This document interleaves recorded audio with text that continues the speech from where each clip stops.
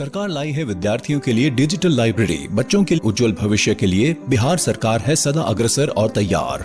कक्षा 1 से कक्षा 12 तक की सभी पाठ्य पुस्तक पूरक सामग्री एवं वीडियो अब शिक्षा विभाग बिहार सरकार द्वारा विकसित पोर्टल पर है उपलब्ध। अध्ययन सामग्री देखने के लिए BEPCLOTS.bihar.gov.in पर विजिट करें अथवा एंड्रॉइड मोबाइल पर गूगल प्ले स्टोर से E-LOTS ऐप डाउनलोड करें। शिक्षकों, अभिभावकों एवं बच्चों से अनुरोध है कि इस लाइब्रेरी का अधिक से अधिक लाभ उठाएं और अपनी पढ़ाई जारी रखें। डर से नहीं तैयारी से आगे कदम बढ़ाना है। रुकी जिंदगी में चहल पहल वापस फिर से लाना है। धोकर हाथ पहन कर मास्क सुरक्षित जीवन चलाना है। सुरक्षित जीवन चलाना है। डर कर नहीं तैयारी से आगे कदम बढ़ाना है। डर कर नहीं तैयारी से आगे कदम बढ़ाना है। रखेंगे 2 गज की दूरी, सबको पौष्टिक आहार खिलाएंगे, बच्चों और बूढ़ों का करेंगे ख्याल। रोगी नहीं, रोग से लड़ कोरोना को हराएंगे। स्वास्थ्य केंद्र फिर से खुल गए, जिनका लाभ उठाना है। रुकी जिंदगी में चहल पहल वापस फिर से लाना है। धोकर हाथ पहन कर मास्क सुरक्षित जीवन चलाना है। सुरक्षित जीवन चलाना है। डर कर नहीं तैयारी से आगे कदम बढ़ाना है। डर कर नहीं तैयारी से आगे कदम बढ़ाना है। टीकाकरण की शुरुआत हो गई है, पर पहले की तरह हमें मास्क लगाना और 2 गज की दूरी बनाए रखना अभी भी जरूरी है। स्वास्थ्य विभाग और सूचना एवं जनसंपर्क विभाग बिहार सरकार द्वारा जनहित में जारी। जीतेगा बिहार।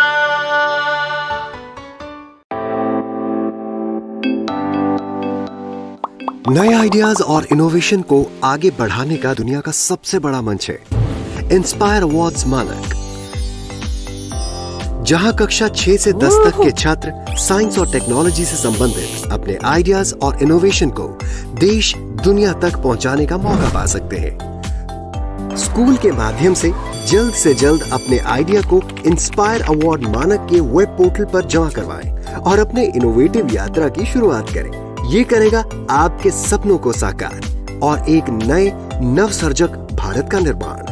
इंस्पायर अवार्ड्स मानक, इंस्पायरिंग इनोवेटर्स ऑफ टुमारो। ज्यादा जानकारी के लिए www.inspireawards-bst.gov.in पर जाएं।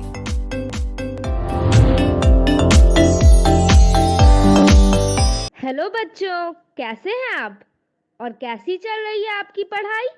ये तो बहुत अच्छी बात है कि हम लोग प्रतिदिन सुबह 9 बजे से 10 बजे अपनी कॉपी और कलम के साथ मेरा दूरदर्शन मेरा विद्यालय कार्यक्रम देखने के लिए तैयार रहते हैं, जहां क्लास 6 से 8 की पढ़ाई होती है और साथ साथ कुछ अन्य रोचक जानकारियां भी हमें मिलती हैं।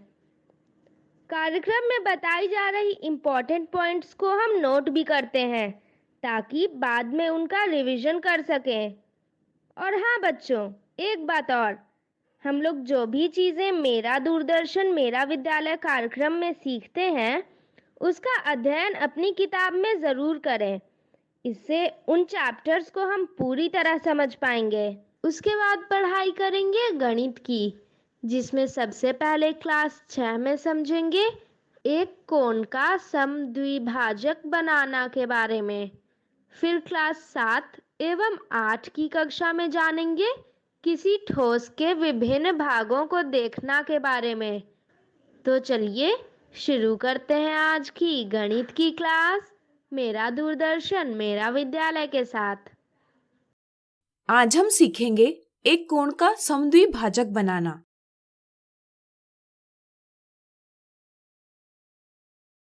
यहाँ केक का एक टुकड़ा है।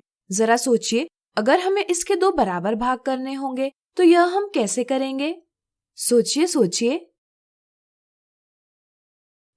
बिल्कुल सही। हम इस टुकड़े को इस प्रकार काट के इसके 2 बराबर भाग करेंगे। अब इस रेखा को देखिए। यह रेखा दिए कोण को 2 बराबर हिस्से में बांटती है। इस रेखा को हम इस कोण का समद्विभाजक यानी बाइसेक्टर कहते हैं। इस वीडियो में हम जानेंगे किसी कोण का समद्विभाजक कैसे बनाया जाता है। मान लीजिए हमें कागज के किसी कोण को विभाजित करना है, तो हम कोण की भुजाओं को एक के ऊपर एक सटीक रूप में रखेंगे, जिससे हमें कागज में एक मोड़ प्राप्त होगा। मोड़ दिए कोण को 2 बराबर भागों में विभाजित करता है, इसलिए यह इस कोण का समद्विभाजक है। किसी कोण का समद्विभाजक प्राप्त करने के लिए हम ज्यामिति यानी ज्योमेट्री की समझ का प्रयोग करते हैं। हम रूलर और प्रकार द्वारा रचना करते हुए किसी कोण का समद्विभाजक प्राप्त कर सकते हैं। आइए इसकी विधि समझें। आइए देखें कैसे हम कोण AOB का समद्विभाजक बना सकते हैं। पहला चरण, सबसे पहले हम O को केंद्र मानेंगे। प्रकार का नुकीला सिरा केंद्र O पर रखकर हम प्रकार को सुविधाजनक दूरी के लिए खोलेंगे और कोण O की दोनों भुजाओं को काटने वाला एक चाप खींचेंगे। मान लीजिए यह चाप कोण O की भुजाओं को M और N पर काटता है। यह एक प्रारंभिक चाप है। प्रारंभिक चाप में हमें 2 ऐसे बिंदु प्राप्त होते हैं जिनकी शीर्ष से बराबर दूरी होती है, जैसे कि यहाँ M और N शीर्ष O से बराबर दूरी पर है। दूसरा चरण, अब हम प्रकार का नुकीला सिरा बिंदु M पर रखेंगे। जरूरत के अनुसार हम प्रकार में ली गई दूरी को बढ़ा लेंगे। फिर हम कोण O के अभ्यंतर यानी इंटीरियर में एक चाप खींचेंगे। तीसरा चरण, प्रकार में ली गई दूरी को समान रखकर हम इसका नुकीला सिरा बिंदु N पर रखेंगे और M से बनाए चाप को काटता एक और चाप खींचेंगे। मान लीजिए दोनों चाप बिंदु D पर प्रतिच्छेद करते हैं। चौथा चरण, अब हम शीर्ष O से किरण OD खींचेंगे। किरण OD कोण O का समद्विभाजक है। अगर हम चांदे से दोनों कोणों के माप ज्ञात करेंगे तो हमें दोनों कोणों के माप बराबर प्राप्त होंगे, जिससे यह सत्यापित होता है कि किरण OD कोण O का समद्विभाजक है। तो आज हमने सीखा एक कोण का समद्विभाजक बनाना। अगले वीडियो में हम देखेंगे इससे जुड़े कुछ मजेदार उदाहरण। आज हम देखेंगे कोण का समद्विभाजक बनाने से संबंधित उदाहरण।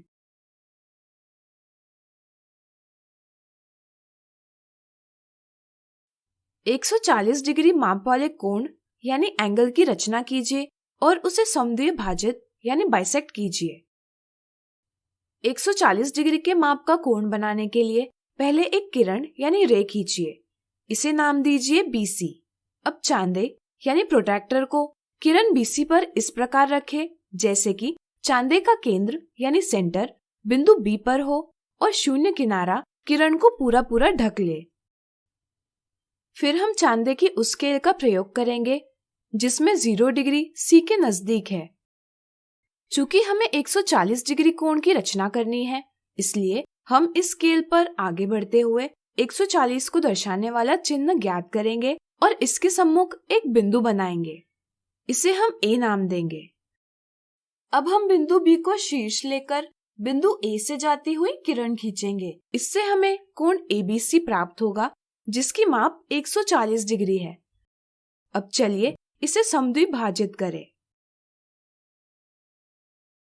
पहला चरण, कोण को समद्विभाजित करने के लिए प्रकार के नुकीले सिरे को कोण ABC के केंद्र पर यानी बिंदु B पर रखकर एक चाप खींचिए जो कोण ABC की भुजा BC को बिंदु E पर काटता है और भुजा BA को बिंदु F पर काटता है।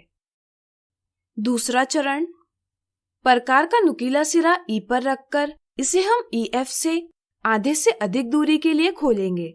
इस दूरी के साथ हम कोण ABC के अभ्यंतर में एक चाप खींचेंगे।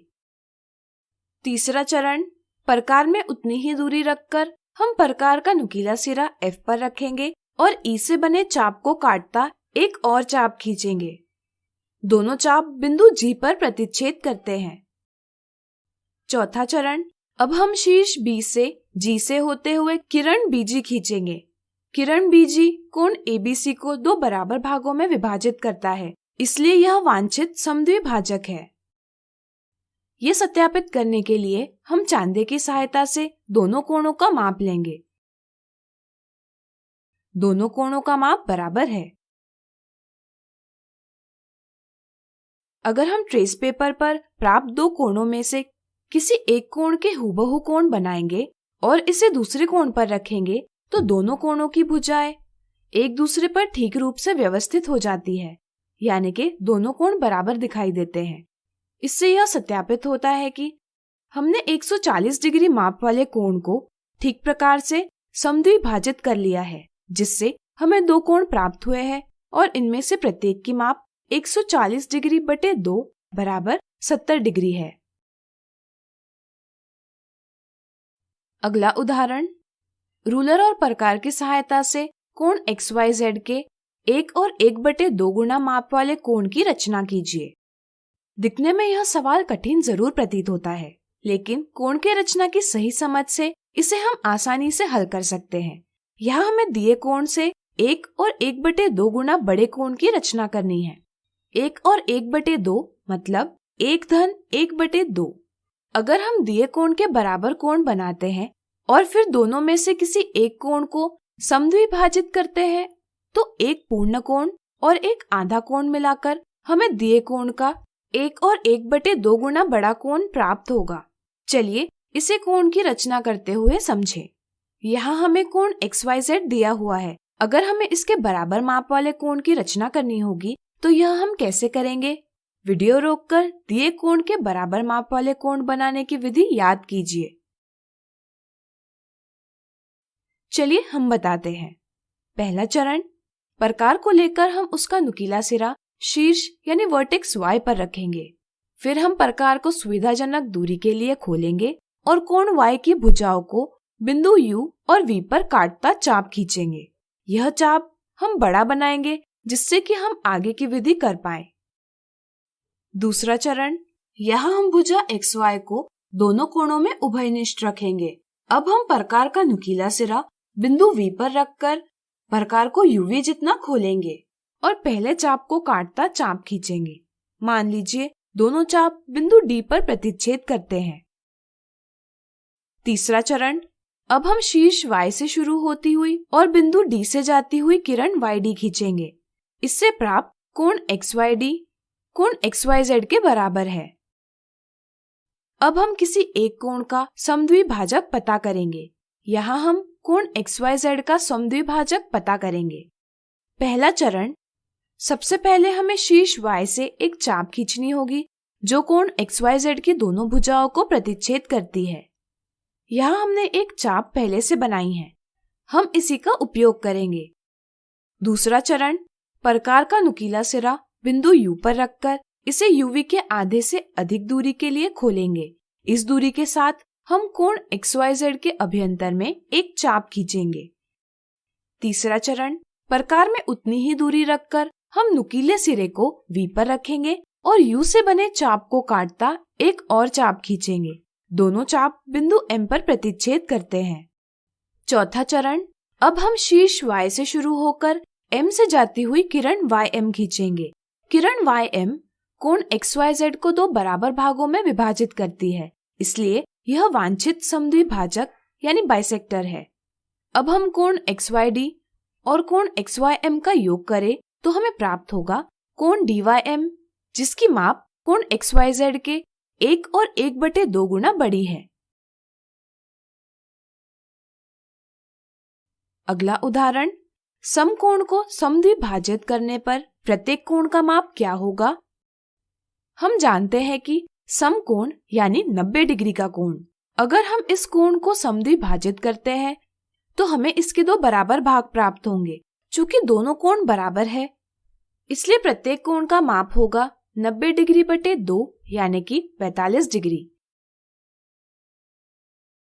तो आज हमने देखे कोण का समद्विभाजक बनाने से संबंधित उदाहरण।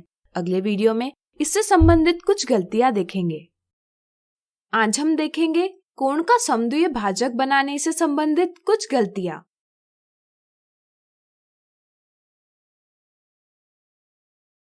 गलती 1, कुछ बच्चे समद्वितीय भाजक यानी बाइसेक्टर ज्ञात करने की विधि को ठीक से समझ नहीं पाते, इसलिए वे चांदे के उपयोग से कोण की माप ज्ञात करते हैं और इस माप के आधे माप पर बिंदु बनाते हैं। फिर शीर्ष यानी वर्टेक्स और इस बिंदु से जाती हुई किरण खींचते हैं। उन्हें रचना द्वारा समद्वितीय भाजक ज्ञात करना कठिन प्रतीत होता है, इसलिए वे रचना द्वारा समद्वितीय भाजक ज्ञात करना टालते हैं। ध्यान रहे, रचना द्वारा समद्वितीय भाजक की समझ होना बहुत जरूरी है। मान लीजिए हमें 63 डिग्री के कोण का समद्वितीय भाजक ज्ञात करना है। यदि हम देखें तो 63 डिग्री का आधा 31.5 डिग्री है। इसे चांदे पर सटीक रूप से ज्ञात कर पाना कठिन है। ऐसी स्थिति में हम 63 डिग्री का कोण खींचकर रचना द्वारा इसका समद्वितीय भाजक अधिक सरलता से और सटीक रूप से ज्ञात कर सकते हैं। गलती 2, कभी कभी कोण का समद्वितीय भाजक ज्ञात करते समय बच्चे कोण की भुजाओं को काटता चाप खींचते हैं, लेकिन आगे की विधि करते समय गलतियां करते हैं। जैसे यहाँ कोण ABC का समद्वितीय भाजक ज्ञात करना है। इसके लिए बच्चे इस प्रकार का चाप बनाते हैं जो BC को D पर और AB को E पर प्रतिच्छेद यानी इंटरसेक्ट करता है। फिर वे प्रकार को D पर रखते हैं और कोण ABC के अभ्यंतर यानी इंटीरियर में एक और चाप खींचते हैं। इसी तरह वे प्रकार का नुकीला सिरा E पर रखकर चाप खींचने की कोशिश करते हैं। यहाँ वे देखते हैं कि E से बनने वाला चाप D से बनाए चाप को प्रतिच्छेद नहीं करेगा, इसलिए वे प्रकार की दूरी में बदलाव करते हैं और बिंदु F पर प्रतिच्छेद करने वाला चाप बनाते हैं। फिर किरण BF बनाते हैं और बताते हैं कि BF कोण ABC का समद्वितीय भाजक है। क्या आप बता सकते हैं यहाँ क्या गलती हुई? सोचिए। बिल्कुल सही, यहाँ प्रकार की दूरी में बदलाव करना गलत है। ध्यान रहे, जब आप कोण की भुजाओं को काटता चाप बना ले, उसके बाद में DE के आधे से अधिक दूरी प्रकार में ले। इससे आप दोनों प्रतिच्छेदन बिंदुओं से एक दूसरे को काटता चाप खींच पाएंगे।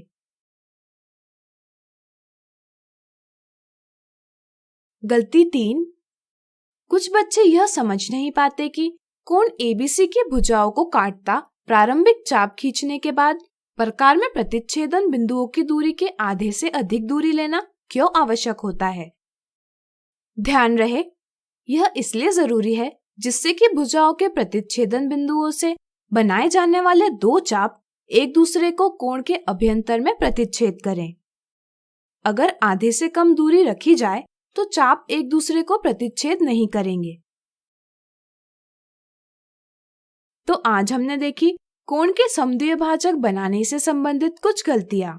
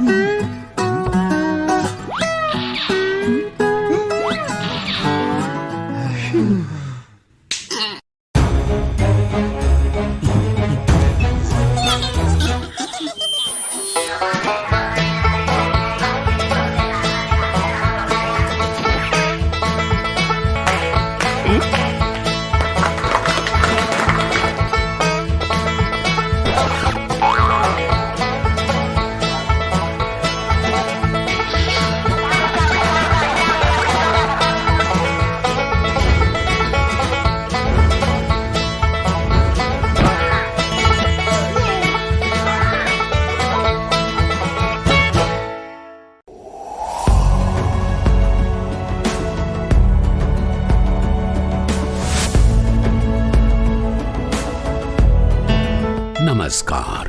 आप शिक्षकों द्वारा दी गई अच्छी शिक्षा से आज लाखों विद्यार्थी इनोवेशंस कर रहे हैं। उन सभी को इंस्पायर अवार्ड्स मानक में हिस्सा लेने प्रोत्साहित कीजिए। करना है इतना कि आपके विद्यालय के 6ठी से 10वीं कक्षा के छात्र और छात्राएं साइंस और टेक्नोलॉजी पर आधारित अपने इनोवेटिव आइडियाज आपके पास जमा करें, ताकि वो DST और NIF द्वारा आयोजित इंस्पायर अवार्ड्स मानक प्रतियोगिता में हिस्सा ले सकें। 1 लाख छात्रों को 10-10 हजार रुपए मिलेंगे अपने आइडियाज को प्रोटोटाइप्स बनाने के लिए। फिर छात्र डिस्ट्रिक्ट, स्टेट और नेशनल लेवल पर अपने इनोवेशंस को दिखाएंगे। फिर प्राइजेस और सम्मान पाएंगे। तो आज ही अपने स्टूडेंट्स को हिस्सा दिलवाएं इंस्पायर अवार्ड्स मानक में। आज हम सीखेंगे किसी ठोस के भागों को देखने की विभिन्न विधियों के बारे में।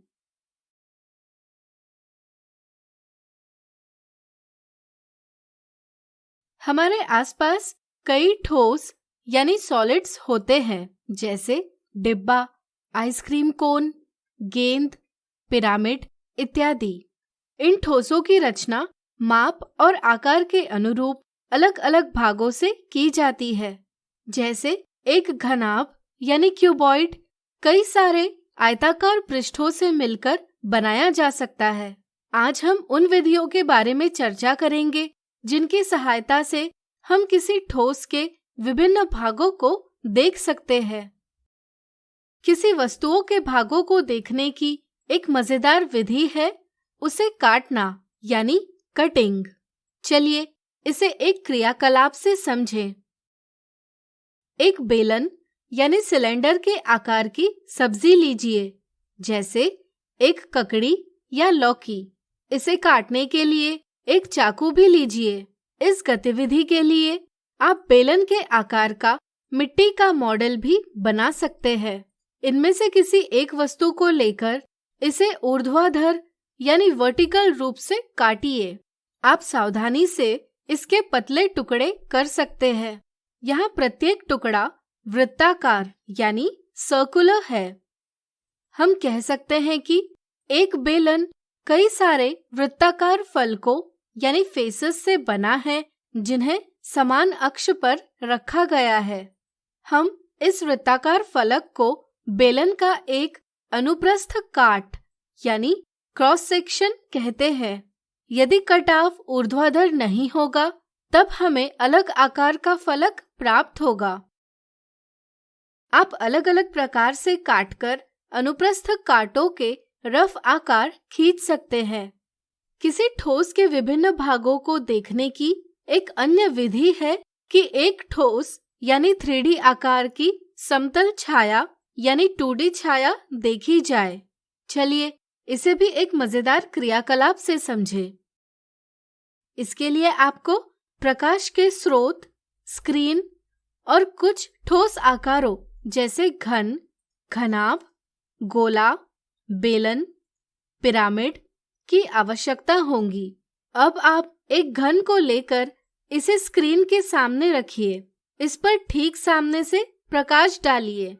आपको पर्दे पर इसकी छाया प्राप्त होगी। क्या आप बता सकते हैं छाया 2D है या 3D? सोचिए सोचिए।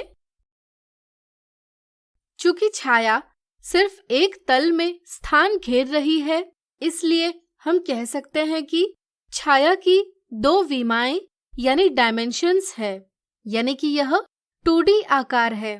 ध्यान से देखने पर हमें इसका आकार एक वर्ग के जैसा दिखाई देता है। इसी तरह यदि हम स्क्रीन नीचे रखें और घन को स्क्रीन के ठीक ऊपर दर्शाए प्रकार से रखें और ऊपर से प्रकाश डालें, तब भी हमें एक वर्गाकार छाया प्राप्त होगी। अब दर्शाई आकृति को देखिए। यहाँ एक शंकु यानी कोन पर सामने से प्रकाश डाला जा रहा है। क्या आप बता सकते हैं ऐसी स्थिति में कौन से आकार की छाया बनेगी? सोचिए सोचिए। बिल्कुल सही। इससे स्क्रीन पर एक त्रिभुजाकार छाया बनेगी। इसी तरह यदि शंकु के ऊपर उसकी एक ओर से यानी पार्श्व रूप से प्रकाश डाला जाए तो स्क्रीन पर फिर से एक त्रिभुजाकार छाया बनेगी। इसी तरह यदि शंकु के ठीक ऊपर से प्रकाश डाला जाए और स्क्रीन नीचे रखी जाए तो स्क्रीन पर एक वृत्ताकार छाया प्राप्त होती है। इसी तरह आप अलग अलग वस्तुओं की छाया का अभ्यास कीजिए और अपनी नोटबुक में रफ आकृतियां खींचिए। ठोसों के विभिन्न भागों को देखने की तीसरी विधि है इन्हें कुछ विशेष कोणों से देखा जाए। इसके अंतर्गत हम किसी ठोस को उसके सामने से यानी फ्रंट या उसकी एक ओर से यानी पार्श्व रूप से या उसके ठीक ऊपर से देखते हैं। फिर हम दिखाई देने वाले दृश्यों की आकृति खींचते हैं। जैसे इस आकृति को देखिए। सामने से देखने पर हमें सामने का दृश्य यानी फ्रंट व्यू इस प्रकार प्राप्त होता है। इसी तरह पार्श्व रूप से देखने पर हमें इस प्रकार पार्श्व दृश्य यानी साइड व्यू प्राप्त होता है और ऊपर से देखने पर हमें इस प्रकार ऊपर का दृश्य यानी टॉप व्यू प्राप्त होता है। हम घनों से बनी आकृतियों के लिए भी तीनों दृश्य खींच सकते हैं। जैसे इस ठोस के लिए सामने का दृश्य, पार्श्व दृश्य और ऊपर का दृश्य इस प्रकार खींचा जा सकता है। तो आज हमने सीखा किसी ठोस के भागों को देखने की विभिन्न विधियों के बारे में। अगले वीडियो में इनसे संबंधित कुछ उदाहरण देखेंगे। आज हम देखेंगे किसी ठोस के विभिन्न भागों को देखने से संबंधित उदाहरण।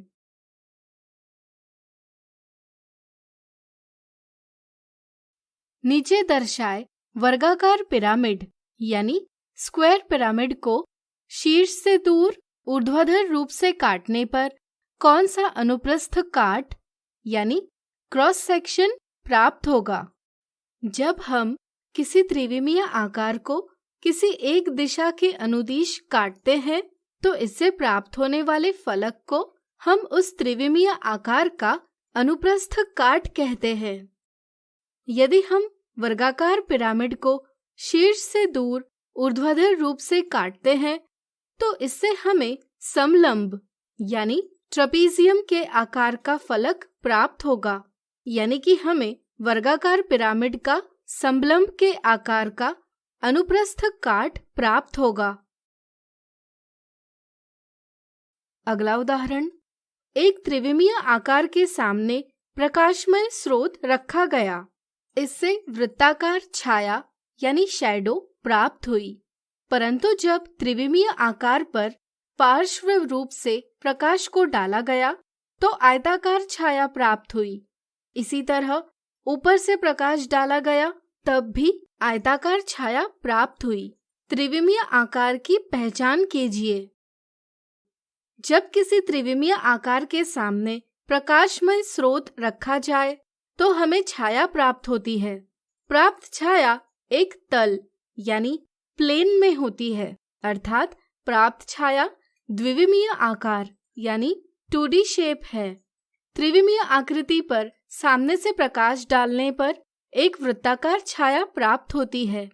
ऐसा सिर्फ तभी संभव है जब त्रिविमीय आकार एक गोला यानी स्फीयर, एक बेलन यानी सिलेंडर या एक शंकु यानी कोन हो सकता है।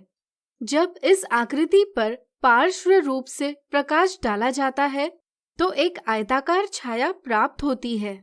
अगर हम गोला, बेलन या शंकु पर पार्श्व रूप से प्रकाश डालते हैं तो सिर्फ बेलन की आकृति से ही आयताकार छाया बनती है। इसलिए हम कह सकते हैं कि उदाहरण में एक बेलन की बात की गई है। इसे हम तीसरी स्थिति से सत्यापित कर सकते हैं। तीसरी स्थिति हमें बताती है कि जब त्रिविमीय आकार पर ऊपर से प्रकाश डाला जाता है तब भी एक आयताकार छाया प्राप्त होती है, जो कि बेलन के संदर्भ में सत्य है। अगला उदाहरण, दर्शाए गए ठोस का सामने का दृश्य, पार्श्व दृश्य और ऊपर का दृश्य प्राप्त कीजिए। किसी त्रिविमीय आकृति को सामने से देखने पर हमें सामने का दृश्य यानी फ्रंट व्यू प्राप्त होता है। इस समझ से हम दी आकृति का सामने का दृश्य इस प्रकार खींच सकते हैं। त्रिविमीय आकृति को पार्श्व रूप से देखने पर हमें इस प्रकार पार्श्व दृश्य यानी साइड व्यू प्राप्त होता है। इस समझ से हम दी आकृति का पार्श्व दृश्य इस प्रकार खींच सकते हैं। इसी तरह ऊपर से देखने पर हमें ऊपर का दृश्य यानी टॉप व्यू प्राप्त होता है। इस समझ से हम दी आकृति का ऊपर का दृश्य इस प्रकार खींच सकते हैं। यहाँ तीनों दृश्य एक जैसे हैं। तो आज हमने देखे किसी ठोस के विभिन्न भागों को देखने से संबंधित उदाहरण। अगले वीडियो में देखेंगे इनसे संबंधित कुछ गलतियां। आज हम देखेंगे किसी ठोस के विभिन्न भागों को देखने से संबंधित कुछ गलतियां।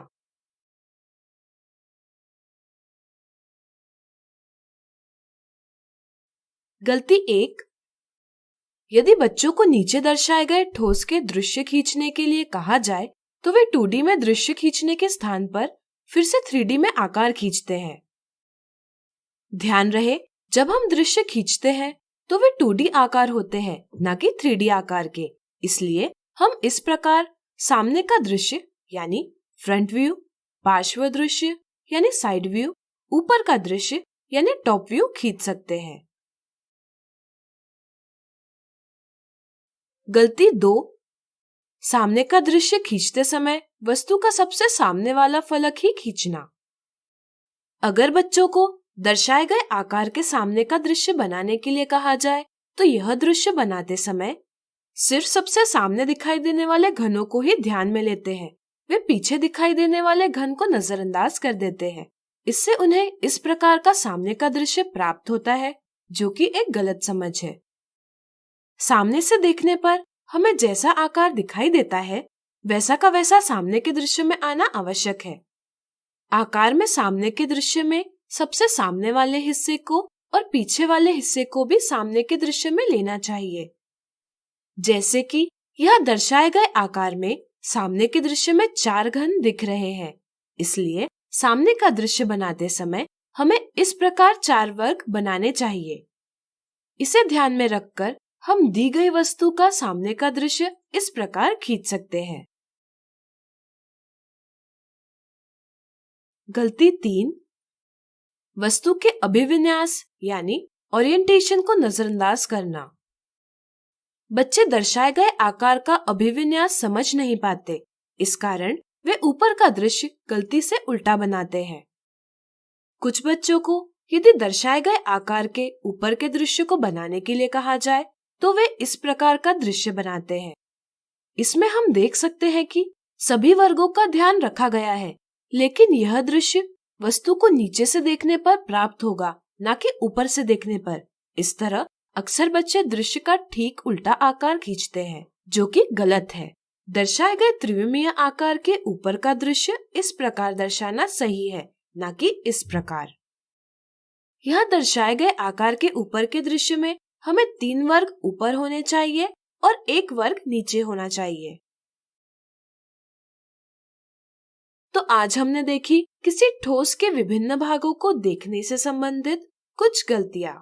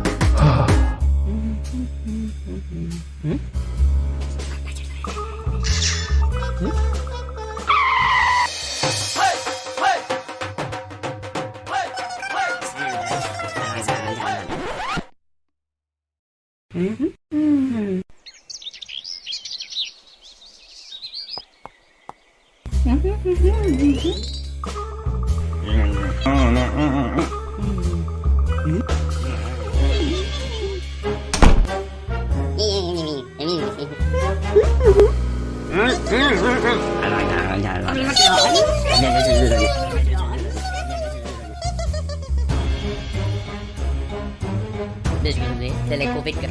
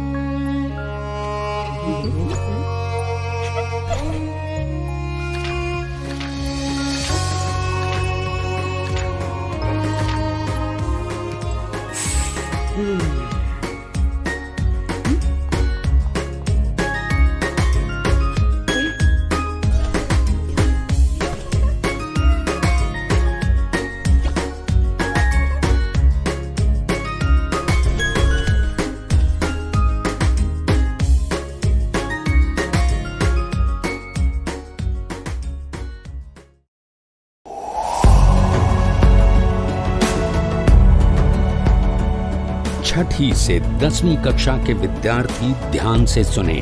खास आपके लिए हैं इंस्पायर अवार्ड्स मानक। TST और NIF द्वारा हर साल हो रहे इंस्पायर अवार्ड्स मानक के पहले राष्ट्रीय पुरस्कार विजेता हैं। विजेता आप भी हो सकते हैं। इसलिए किसी भी क्षेत्र में साइंस और टेक्नोलॉजी पर आधारित अपने इनोवेटिव आइडियाज के साथ तैयार हो जाइए। जानते हैं ना, आप में से 1 लाख स्टूडेंट्स को 10-10 हजार रुपए मिलेंगे अपने आइडियाज को प्रोटोटाइप बनाने के लिए। उसके बाद दुनिया सराहेगी आपका हुनर जब पहुंचेगा आपका आइडिया लोगों तक प्रोडक्ट के रूप में। तो अपने ओरिजिनल इनोवेटिव आइडियाज को स्कूल में जमा करें। बेस्ट आइडियाज आगे बढ़ाए जाएंगे ऑफिशियल वेबसाइट पर, और हाँ, जल्दी आज ही जमा करें। So good luck with inspire awards मानक।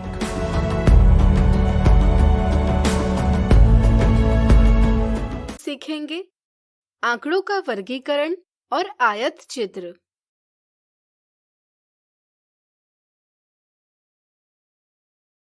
दिशा ने अपनी कॉलोनी में रहने वाले 40 व्यक्तियों की आयु ज्ञात की, जिससे उसे इस प्रकार संख्याएं प्राप्त हुई। वांछित सूचना प्राप्त करने के लिए एकत्रित किए गए संख्याओं के ऐसे संग्रह आंकड़े यानी डेटा कहलाते हैं। यहाँ प्रत्येक संख्या एक प्रेक्षण यानी ऑब्जर्वेशन है। इन आंकड़ों से सूचना जैसे कितने लोगों की आयु 25 के ऊपर है ज्ञात करना आसान नहीं होता है। इसलिए हम आंकड़ों को क्रमबद्ध रूप से संगठित यानी ऑर्गेनाइज करते हैं, जैसे मिलान चिन्हों का प्रयोग करके सारणी बनाकर। लेकिन यहाँ ऐसा करना आसान नहीं होगा, क्योंकि यहाँ प्रेक्षणों की संख्या बहुत बड़ी है और प्रत्येक प्रेक्षण को सारणी में दर्शाएंगे तो सारणी बहुत लंबी होगी। ऐसी स्थिति में हम प्रेक्षणों को विभिन्न समूहों में संगठित करते हैं। चूंकि यहाँ सबसे छोटा प्रेक्षण 5 है और सबसे बड़ा प्रेक्षण 68 है, यानी आंकड़ों का परिसर 5 से 68 तक है। इसलिए यहाँ हम प्रेक्षणों के 0 से 10, 10 से 20, 20 से 30 इत्यादि इस प्रकार समूह यानी ग्रुप बनाएंगे। प्रत्येक समूह को हम एक वर्ग अंतराल यानी क्लास इंटरवल या संक्षेप में वर्ग यानी क्लास कहते हैं। प्रत्येक वर्ग अंतराल की एक निम्न वर्ग सीमा यानी लोअर क्लास लिमिट और ऊपरी या उच्च वर्ग सीमा यानी अपर क्लास लिमिट होती है। जैसे 0 से 10 में 0 निम्न वर्ग सीमा और 10 उच्च वर्ग सीमा है। किसी वर्ग अंतराल के उच्च वर्ग सीमा से निम्न वर्ग सीमा को घटाकर हमें इन दोनों के बीच का अंतर ज्ञात होता है, जो उस वर्ग अंतराल की चौड़ाई यानी विड्थ या माप यानी साइज दर्शाता है। जैसे वर्ग अंतराल 0 से 10 की चौड़ाई या माप है 10 ऋण 0 बराबर 10। इसी तरह वर्ग अंतराल 20 से 30 की माप भी होगी 30 ऋण 20 बराबर 10। इसी तरह यहाँ सभी वर्ग अंतरालों की माप 10 है। अब हम संख्याओं को मिलान चिन्हों का प्रयोग करके सारणी में प्रस्तुत करते जाएंगे। यहाँ प्रेक्षण 5 वर्ग अंतराल 0 से 10 में सम्मिलित है, इसलिए हम 0 से 10 की पंक्ति में एक मिलान चिन्ह बनाकर इसे सारणी में प्रस्तुत करेंगे। अब चलिए प्रेक्षण 10 की बात करते हैं। हम देखते हैं कि 10 वर्ग अंतराल 0 से 10 और 10 से 20 दोनों में सम्मिलित है, लेकिन एक प्रेक्षण केवल एक ही वर्ग अंतराल में सम्मिलित हो सकता है। इस स्थिति से बचने के लिए हम एक नियम अपनाते हैं कि उभयनिष्ठ प्रेक्षणों को उच्चतर वर्ग अंतराल में प्रस्तुत किया जाएगा। जैसे यहाँ हम 10 को उच्चतर वर्ग अंतराल 10 से 20 में सम्मिलित करेंगे और इसके लिए मिलान चिन्ह बनाएंगे। तो बताइए प्रेक्षण 40 कौन से वर्ग अंतराल में सम्मिलित होगा? सोचिए सोचिए। बिल्कुल सही, यह वर्ग अंतराल 40 से 50 में सम्मिलित होगा, 30 से 40 में नहीं। इसलिए हम 40 को प्रस्तुत करने के लिए वर्ग अंतराल 40 से 50 में मिलान चिन्ह बनाएंगे। इसी तरह हम सभी आंकड़ों को मिलान चिन्हों के प्रयोग से सारणी में प्रस्तुत करेंगे। अब यहाँ देखिए, वर्ग अंतराल 0 से 10 के लिए 2 मिलान चिन्ह बनाए गए हैं। क्या आप बता सकते हैं कि इससे आपको क्या ज्ञात होता है? सोचिए सोचिए। चलिए हम बताते हैं। ये 2 मिलान चिन्ह प्रेक्षण 5 और प्रेक्षण 8 को दर्शाते हैं। इस तरह से यहाँ संख्या 2 वर्ग अंतराल 0 से 10 में आने वाले प्रेक्षणों की संख्या बताती है, यानी कि ऐसे 2 व्यक्ति हैं जिनकी आयु 0 और 10 के बीच है। इसे हम वर्ग अंतराल 0 से 10 की बारंबारता यानी फ्रीक्वेंसी कहते हैं। इसी तरह आप इस प्रकार से इन सभी वर्ग अंतरालों की बारंबारता लिख सकते हैं। आप देख सकते हैं कि सभी वर्ग अंतरालों की बारंबारता का योग 40 है, जो कि प्रेक्षणों की संख्या के बराबर है। इस प्रकार यह सारणी पूर्ण हुई। यह एक बारंबारता बंटन सारणी यानी फ्रीक्वेंसी डिस्ट्रीब्यूशन टेबल है। चूंकि हमने प्रस्तुत आंकड़ों को वर्गीकृत किया है, इसलिए अब इन्हें हम वर्गीकृत आंकड़े यानी ग्रुप्ड डेटा कहते हैं और प्राप्त बंटन को एक वर्गीकृत बारंबारता बंटन यानी ग्रुप्ड फ्रीक्वेंसी डिस्ट्रीब्यूशन कहते हैं। इस सारणी से हम इस प्रकार आलेख खींच सकते हैं। इस आलेख में क्षैतिज अक्ष पर वर्ग अंतरालों को दर्शाया गया है, जैसे 0 से 10, 10 से 20 इत्यादि। इसी तरह ऊर्ध्वाधर अक्ष पर व्यक्तियों की संख्या दर्शाई है। इसे दर्शाने के लिए 1 इकाई बराबर 2 व्यक्ति यह पैमाना यानी स्केल लिया गया है। किसी वर्ग अंतराल पर खींचे गए आयत या दंड की लंबाई हमें बताती है कि उस वर्ग अंतराल में कितने प्रेक्षण आते हैं। किसी वर्ग अंतराल में आने वाले प्रेक्षणों की संख्या उस वर्ग अंतराल की बारंबारता कहलाती है। जैसे यहाँ वर्ग अंतराल 20 से 30 की बारंबारता 6 है। बारंबारता दर्शाने के लिए खींचे गए दंडों की चौड़ाई समान है एवं निकट के 2 दंडों में कोई भी रिक्तता या दूरी नहीं है। आंकड़ों के इस प्रकार निरूपण को एक आयत चित्र यानी हिस्टोग्राम कहा जाता है। अगले वीडियो में कुछ उदाहरणों से इसे हम और अच्छे से जानेंगे। तो आज हमने सीखा आंकड़ों का वर्गीकरण और आयत चित्र। अगले वीडियो में देखेंगे इनसे संबंधित कुछ मजेदार उदाहरण। आज हम देखेंगे आंकड़ों के वर्गीकरण और आयत चित्र से संबंधित कुछ मजेदार उदाहरण।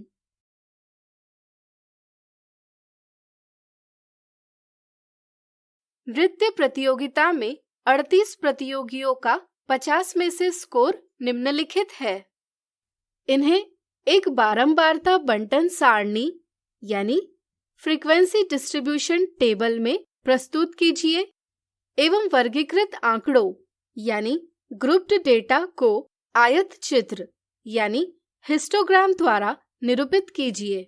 बारंबारता बंटन सारणी बनाने के लिए हम 3 स्तंभ बनाएंगे। पहले स्तंभ में स्कोर के वर्ग अंतराल यानी क्लास इंटरवल दर्शाएंगे। दूसरे स्तंभ में मिलान चिन्ह यानी टैली मार्क्स और तीसरे स्तंभ में प्रतियोगियों की संख्या दर्शाएंगे जो वर्ग अंतराल की बारंबारता यानी फ्रीक्वेंसी दर्शाएगी। अब हम वर्ग अंतराल चुनेंगे। क्या आप बता सकते हैं कि यहाँ हमें वर्ग अंतराल क्या लेना होगा? सोचिए सोचिए। चलिए हम बताते हैं। हम देखते हैं कि सबसे छोटा प्रेक्षण यानी ऑब्जर्वेशन 21 है तथा सबसे बड़ा प्रेक्षण 48 है। इसलिए हमें वर्ग अंतराल इस प्रकार बनाने होंगे कि हम इन संख्याओं को प्रस्तुत कर पाए। जैसे यहाँ हम इस प्रकार वर्ग अंतराल बनाएंगे। आप देख सकते हैं कि यहाँ वर्ग माप यानी क्लास साइज समान है। आप इस प्रकार भी वर्ग अंतराल बना सकते हैं, लेकिन पहली स्थिति से हमें अधिक स्पष्ट रूप से सूचना प्राप्त हो सकती है। फिर हम एक एक करके स्कोर देखते जाएंगे और उसे उचित वर्ग अंतराल में मिलान चिन्ह के प्रयोग से प्रस्तुत करते जाएंगे। यहाँ 25 इन 2 वर्ग अंतरालों में सम्मिलित है। ध्यान रहे, उभयनिष्ठ प्रेक्षण हमेशा उच्चतर वर्ग अंतराल में सम्मिलित होगा। इसलिए 25 को हम वर्ग अंतराल 25 से 30 में निरूपित करेंगे। इस प्रकार हम सभी संख्याओं के लिए मिलान चिन्ह बना लेंगे। इसके बाद हम मिलान चिन्हों की गिनती करेंगे, जिससे हमें वर्ग अंतराल की बारंबारता ज्ञात होगी। इसे हम तीसरे स्तंभ में अंकित करेंगे। इस प्रकार हमने बारंबारता बंटन सारणी बना ली है। चलिए अब बारंबारता बंटन सारणी की सहायता से एक आयत चित्र खींचते हैं। कागज पर 2 परस्पर लंब रेखाएं खींचे। क्षैतिज रेखा x अक्ष और ऊर्ध्वाधर रेखा y अक्ष है। हम x अक्ष पर स्कोर दर्शाएंगे। यहाँ हम इस प्रकार निकुंज यानी किंक का चिन्ह बनाकर यह दर्शाते हैं कि हम 0 से 20 तक की संख्याएं नहीं दर्शा रहे हैं। यहाँ प्रत्येक वर्ग अंतराल के उच्च वर्ग सीमा यानी अपर क्लास लिमिट और निम्न वर्ग सीमा यानी लोअर क्लास लिमिट में अंतर यानी कि प्रत्येक वर्ग अंतराल की चौड़ाई यानी विड्थ या माप यानी साइज समान है। इसलिए हम क्षैतिज अक्ष पर समान दूरी रखते हुए वर्ग अंतराल अंकित करेंगे। इसी प्रकार हम 1 इकाई बराबर 2 प्रतियोगी पैमाना लेकर y अक्ष पर बारंबारता यानी प्रतियोगियों की संख्या दर्शाएंगे। बारंबारता बंटन सारणी में सबसे बड़ी बारंबारता 10 है। इसलिए हम y अक्ष पर प्रतियोगियों की संख्या इससे 1 इकाई अधिक यानी कि 12 पर समाप्त कर सकते हैं। अब हम प्रत्येक वर्ग अंतराल की बारंबारता दंडों की लंबाई के रूप में दर्शाएंगे। जैसे वर्ग अंतराल 20 से 25 की बारंबारता दर्शाने के लिए एक दंड खींचेंगे, जिसकी लंबाई से 7 प्रतियोगियों को निरूपित करेंगे। इसी तरह हम सभी वर्ग अंतरालों की बारंबारता दर्शाएंगे। ध्यान रहे, दंडों की चौड़ाई हम समान रखेंगे तथा दंडों के बीच कोई भी दूरी नहीं रखेंगे। इससे हमें आयत चित्र प्राप्त होगा। अगला उदाहरण, दर्शाए गए आयत चित्र को पढ़कर ज्ञात कीजिए। यह आयत चित्र क्या सूचना प्रदर्शित करता है? दर्शाए गए आयत चित्र में कक्षा 8वीं के कितने विद्यार्थी कितने घंटे पढ़ाई में व्यतीत करते हैं, यह दर्शाया गया है। 4 या 4 से अधिक घंटे पढ़ाई करने वाले विद्यार्थियों की संख्या ज्ञात कीजिए। यहाँ 2 वर्ग अंतराल 4 से 6 और 6 से 8 उन विद्यार्थियों की संख्या निरूपित करते हैं जो 4 घंटों से अधिक घंटे पढ़ाई करते हैं। वर्ग अंतराल 4 से 6 और इसकी लंबाई को देखकर पता चलता है कि ऐसे 20 विद्यार्थी हैं जो 4 या इससे अधिक लेकिन 6 से कम घंटे पढ़ाई करते हैं। इसी तरह वर्ग अंतराल 6 से 8 और इसकी लंबाई से पता चलता है कि ऐसे 5 विद्यार्थी हैं जो 6 या इससे अधिक लेकिन 8 से कम घंटे पढ़ाई करते हैं। इस तरह से 4 या 4 से अधिक घंटे पढ़ाई करने वाले विद्यार्थियों की संख्या 20-5 बराबर 25 है। तो आज हमने आंकड़ों के वर्गीकरण और आयत चित्र से संबंधित कुछ उदाहरण देखे। अगले वीडियो में हम इनसे जुड़ी मिथ्या धारणा और साधारण गलतियां देखेंगे।